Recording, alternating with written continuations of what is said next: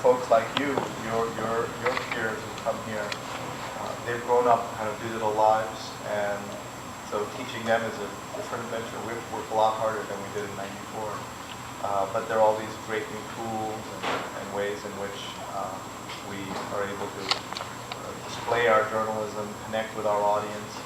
But what we emphasize here are a couple of things.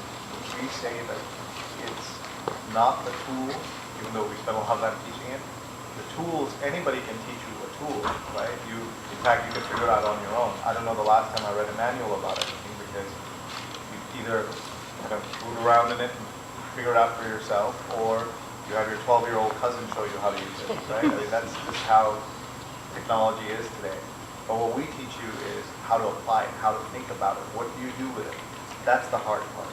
And that's the most useful skill that any of you can have in journalism, or whatever you do in your life going forward. Is you learn, you all know Facebook, but how do you use it? You all know Twitter. How do you use it? How do you connect and communicate with the world around you?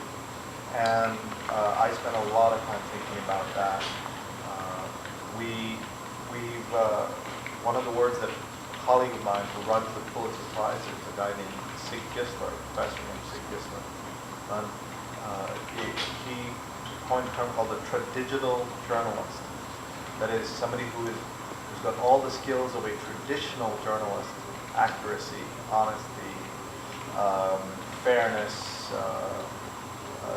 in-depth knowledge, all that stuff. But on top of it has a digital overlay of all these new skill sets.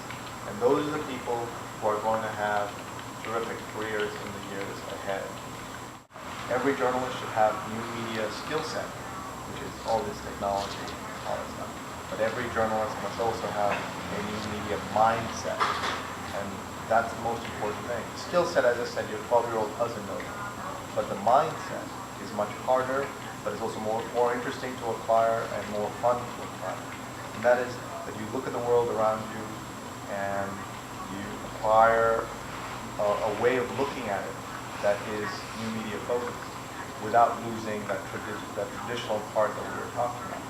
So that means learning about new equipment and new kinds of things like this flip camera, and playing with all the technology, but also looking at, as I kept saying, as I've said before, how do you connect with your audience? What is our role as journalists with our audience?